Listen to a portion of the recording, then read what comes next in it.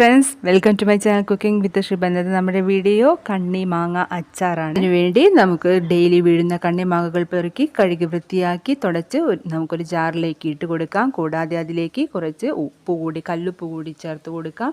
2 ആഴ്ച കഴിയുമ്പോൾ ഇതെല്ലാം നല്ലതുപോലെ ഉപ്പ് പിടിച്ച് ഇതേ രൂപത്തിൽ ആഴ്ചയ്ക്ക് ശേഷം നമുക്കതിലെ ഉപ്പുവെള്ളമെല്ലാം അരിപ്പ വെച്ച് മാറ്റാം. നമുക്കൊരു പാൻ അടുപ്പത്ത് വെച്ച് കൊടുത്ത് ആദ്യം ഉലുവയും പിന്നീട് കടുകും നമുക്കൊന്ന് വറുത്തെടുക്കാം. പിന്നീട് നമുക്കിത് നല്ലതുപോലെ ഒന്ന് പൊടിച്ചെടുക്കാം.